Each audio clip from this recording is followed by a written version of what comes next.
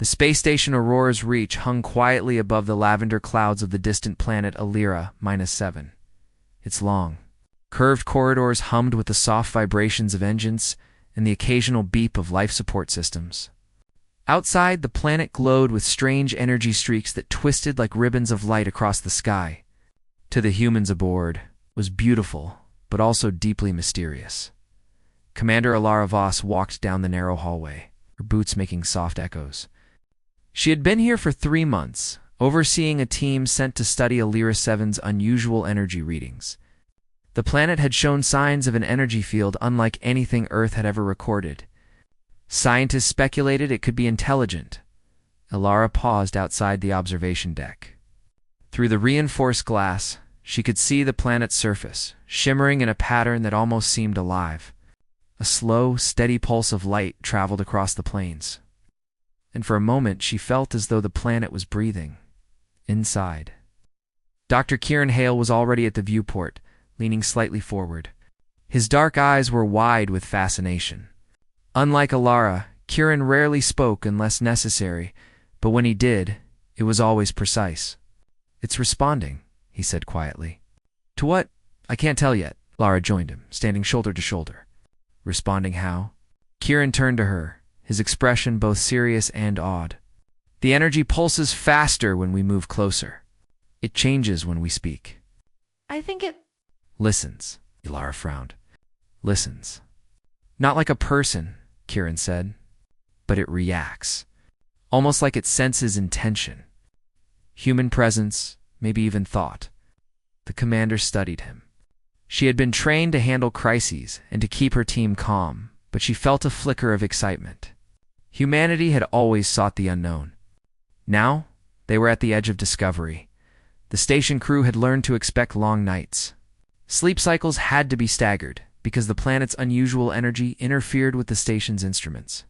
On one such night, Ilara found herself in the common area with Kieran and Lieutenant Maris, the station's pilot. They sat in silence, each lost in thought. While the planet below shimmered like a living painting, Maris began breaking the quiet. "Do you ever wonder if it's aware of us in a way we can't understand?" Ilara leaned back. "I wonder about a lot of things, but I know humans can adapt. We always find a way." Kieran, unusually contemplative, said it feels like it wants to communicate. Not with words, but something deeper. Maybe patience. Maybe intention. The three shared a quiet moment, listening to the hum of the station and the faint pulse of the planet's light. It was the kind of silence that could make a person feel both very small and very alive at the same time. Night after night. The team gathered in the observation deck. They shared stories about Earth, about childhood memories, about small victories and failures that had shaped them. Kieran told Alara about the forests he used to explore as a child, and Maris spoke of the nights she spent staring at the stars from her backyard, imagining distant worlds. The conversations were slow, deliberate. No one rushed. Words floated like fragile satellites, each one significant. Even in silence, the connection between them grew stronger. They were alone in the vastness of space. Yet their shared humanity made the loneliness bearable. One evening, as the planet's energy shimmered unusually brightly, an alarm sounded in the control room. Ilara and Kieran rushed over to see that a minor gravitational anomaly had formed near the station's lower orbit. The station rocked slightly, enough to send floating tools drifting across the floor. "Status report," Ilara barked, though her voice carried calm authority. Engineer Lyko was already at the console.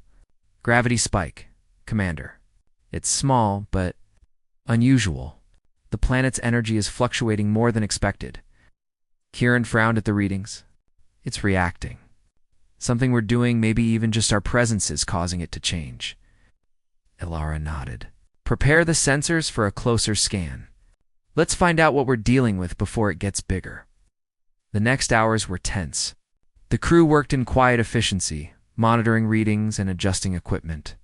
For once, the long nights felt heavy with purpose. Outside, the planet pulsed like a heartbeat, silent but insistent. During a rare break, Alara found herself back on the observation deck. Kieran joined her without a word. They watched as the energy streaks danced, each pulse like a signal they could almost but not quite understand. "You think it can understand us?" Alara asked, her voice soft. "I don't know," Kieran said, "but I think it's trying to teach us something. Or test us. Maybe both." Alara considered this. Humanity had always faced unknowns, every continent explored, every ocean crossed, every star charted. And always, humans had persevered. She believed deeply that they could rise to this challenge too. Weeks passed. Minor anomalies continued, each one unique. The crew learned to observe more carefully, to communicate with the planet's energy through small gestures, adjusting the lights, moving slowly, speaking in calm tones. Slowly, they noticed patterns. The energy seemed drawn to collaboration and creativity rather than force or panic. Late one night, Kieran stayed behind on the observation deck, sketching the patterns in the energy on his tablet. Alara watched him from the doorway. He rarely spoke, but his focus and care reminded her why humans could achieve so much. They did not rush. They thought. They adapted. They endured. "You've been at it for hours," Alara said. Kieran looked up, a faint smile on his face. "I want to understand it before anyone else tries to interfere. We can't afford mistakes." "Not here." Alara nodded, understanding. It was the kind of care that made humans extraordinary patience, persistence, and respect for the unknown. The crew continued their nightly rituals, long talks about hopes, fears, and memories. Careful observation of the planet. In quiet teamwork that strengthened their bonds, they began to realize that the unspoken heat of the planet was mirrored in themselves, the quiet intensity of human determination, curiosity, and courage. One particularly bright night, the planet's energy flared as though responding to their presence. Lights across the station flickered, and the floor vibrated slightly. The crew gathered in the observation deck, awe and tension mingling in their expressions. Kieran whispered almost to himself, "It's responding." To us, Alara placed a steady hand on his shoulder. "Then we respond back, together." The nights continued, each one a blend of wonder, study, and quiet reflection. Slowly they pieced together the behavior of the energy field. Each observation revealed more about the planet's strange intelligence, and each success reinforced the truth that humans could adapt to even the most alien conditions.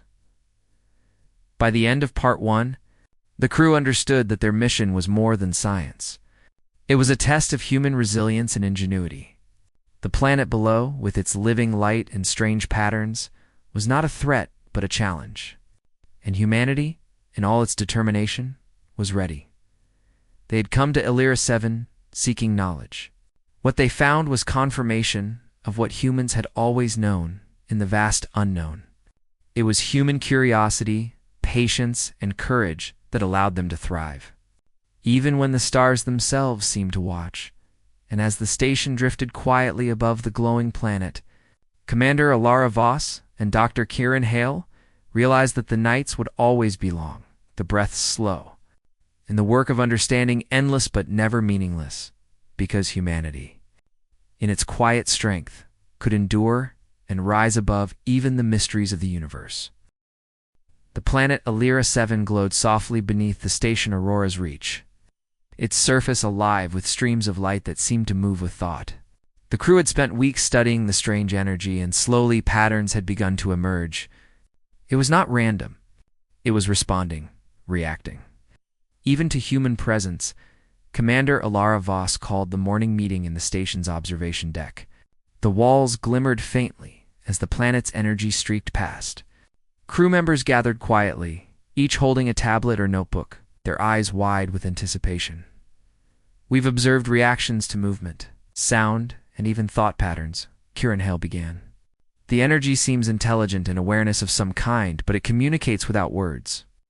Our challenge is to learn how to interact safely." Lieutenant Maris leaned forward. "So, we're not just studying it. We're trying to talk to it," as Kieran replied. "In its own way, yes. But we have to be careful." It's powerful, and it doesn't act like anything we've ever known. Ilara nodded. We've prepared for this. Our priority is understanding and adaptation, patience, precision. That is how humanity thrives in the unknown. The crew suited up for their first descent to the planet's surface. The shuttle hummed as it detached from the station and moved through the energy streams. Outside the window, the lights danced, almost alive. Kieran pressed his hand lightly against the glass, his eyes focused. As the shuttle touched down on the crystalline plains, the crew was greeted by a breathtaking sight. The ground was covered in translucent formations that glowed softly, pulsing in patterns that seemed almost like thought waves. The air was thin, but breathable, filled with a gentle hum that resonated through the bones. Ilara stepped out first. The energy reacted immediately. Pulses of light traced the path of their feet, moving in rhythm with their steps. The crew exchanged awed glances. "Look," whispered Maris, pointing. "It's following us." Kieran knelt near a crystal formation.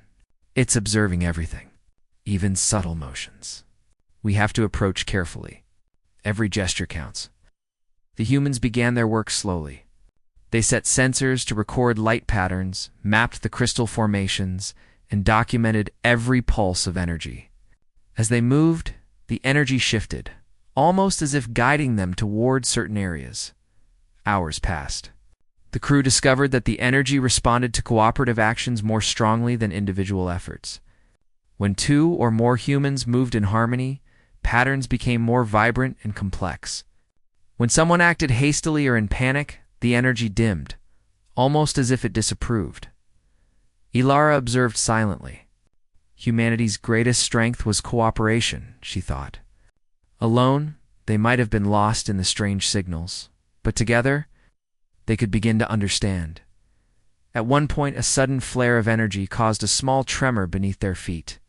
Kieran's eyes widened. It's reacting to something. We're not doing intentionally. We need to remain calm. Ilara placed a hand on his shoulder. Steady. That's what humans do. We assess, we adapt, we respond without panic. Slowly they realized that the energy could record and remember human behavior. Each careful gesture and observation influenced the planet's reactions. The crystal planes were not just alive, they were intelligent, learning, and aware of them in a way that required patience and respect. That evening, the crew gathered in the observation deck of the shuttle. Exhausted but exhilarated, they shared their findings. It's learning from us, Kieran said. I think it's trying to communicate through patterns, through pulses.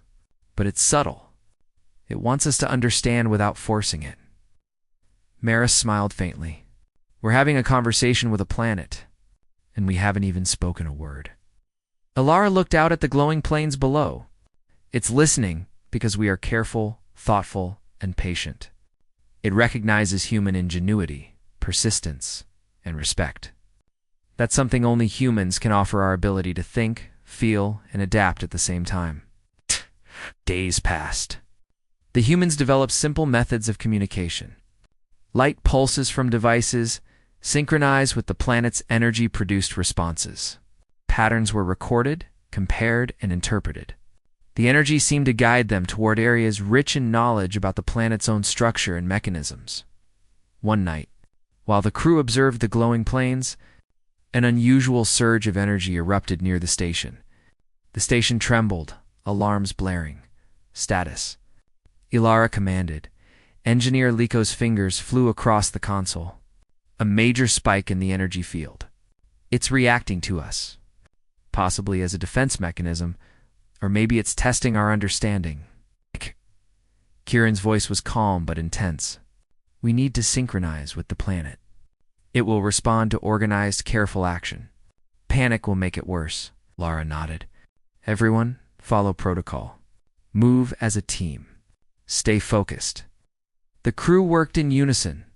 They adjusted sensor arrays, aligned the shuttle's energy emitters, and synchronized movements with the planet's pulses. Slowly, the tremors ceased, and the lights on the surface pulsed rhythmically. As if acknowledging their success, Kieran exhaled, a rare smile appearing. It's responding. We didn't just survive. We communicated. Ilara looked at her team, pride swelling. Humanity was capable of more than exploration. They could adapt, think creatively, and connect, even with a living planetary intelligence. Over the following weeks, the humans and the energy formed a subtle understanding. The planet's intelligence began revealing hidden structures, crystalline networks that could conduct energy, areas rich with minerals, and zones where pulses could be amplified for research. The crew realized that if humans approached carefully, they could unlock knowledge that might one day help all of humanity explore farther and safer. Kieran often stayed late into the night at the observation deck, recording energy patterns, experimenting with light signals, and testing reactions. Ilara frequently joined him not to interfere, but to observe the patience, care, and intelligence that made humans unique. One evening, she spoke softly. "You know, Kieran, we've always wondered if humans are special because of strength or skill. I think it's our patience, our ability to think together, and our respect for the unknown." Kieran nodded without looking up. This planet, it recognizes that. It responds to us because we act as humans should, together, thoughtfully, and without force. The crew gathered for one final experiment. They moved in synchronized patterns across the crystalline plains, their movements guided by months of observation and understanding. The energy pulsed in harmony with them, lights bright and vivid, almost forming shapes that resembled symbols. For a moment, the planet and humans were in perfect sync. No words, no instructions, just understanding. The planet's intelligence, vast and alien, acknowledged the unique qualities of its human visitors as they returned to the station that night. The crew felt a sense of triumph, unlike any scientific achievement they had known. Humanity had not conquered the planet. It had connected with it through patience, ingenuity, and respect. Ilara addressed the team. "What we have done here is more than science. We've proven that humans can face the unknown and succeed, not with force, but with understanding. That is what makes us remarkable. That is what makes humanity shine," Kieran added, quietly. "The planet has shared its knowledge with us. It has listened, and we have listened back. That's what being human is about: learning, adapting, and cooperating in the face of challenges." The crew spent one last night in quiet observation. They watched the glowing plains, noting every flicker of energy, every shift in light. Long talks continued. Slow, thoughtful breaths filled the observation deck. In the unspoken heat, the tension, curiosity, and passion for understanding lingered. Stronger than ever, the mission to Alira 7 would be remembered in human history as a landmark of exploration. Not because humans had claimed a new world, but because they had shown that intelligence, empathy, and collaboration were the traits that truly defined their species. And as the crew of Aurora's Reach prepared to leave the planet behind, the glow of Alira 7 seemed to pulse in quiet farewell. Humanity had not dominated. They had connected. And in the silent rhythm of alien energy and human thought, there was proof that, even among the stars, humans were capable of remarkable courage, wisdom. In harmony, Ilara stood on the observation deck, watching the planet fade into the distance. "We'll carry this understanding back to Earth," she said softly, "and we'll continue to explore. We'll continue to listen. We'll continue to prove that humanity is something the universe should never underestimate." Kieran nodded, placing a hand on the glass beside her. "And no matter how long the nights are, or how slow the breaths, we will endure. That is what makes us human. That is our strength." The stars stretched endlessly beyond them. The planet below shimmered in quiet acknowledgement. And the crew, exhausted but triumphant, knew that humanity had taken its first true step in connecting with a world unlike any other. Because even in the cold and dark of space, humans carried something no alien intelligence could replicate: patience, creativity, courage, and the unspoken fire that allowed them to thrive wherever they went. And somewhere in the glowing plains of Alira 7, the planet seemed to agree.